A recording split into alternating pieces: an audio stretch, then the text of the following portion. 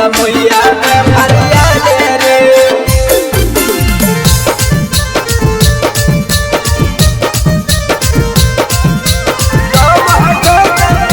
जमुइया में फरिया ले रे कुछ नहीं बोलबो पीठ पीछे भले जाता न गरिया ले रे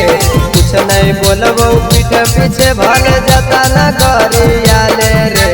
गम हटो दया के बेटा जमुइया में फरिया ले रे गम हटो दया के बेटा जमुइया में फरिया ले रे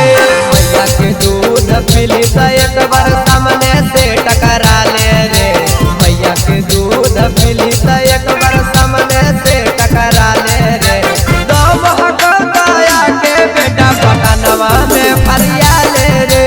गम हटो दया के बेटा नवादा में फरिया ले रे नवादा में फरिया ले रे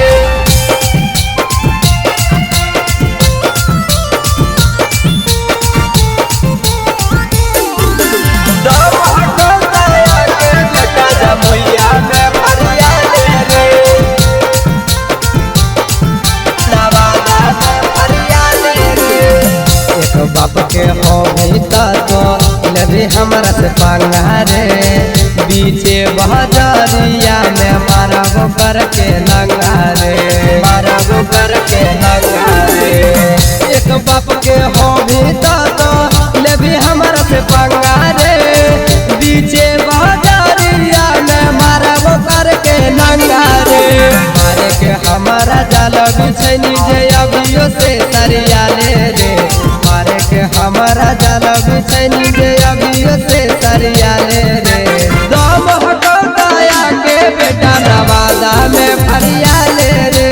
दम हटो दया के बेटा मुंगेर में फरिया ले रे नवादा में फरिया ले रे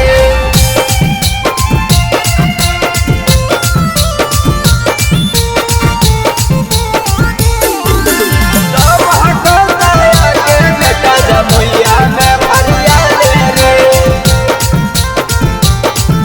नवादा में फरिया ले रे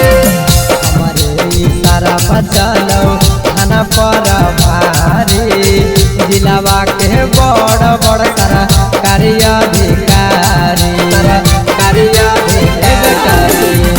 हमारे इशारा बचलो थाना पर भारी जिलावा के बड़ बड़ नेता अधिकारी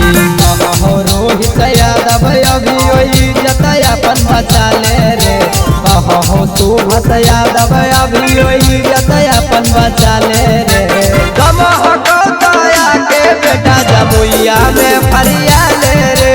गम हटो दया के बेटा जमुइया में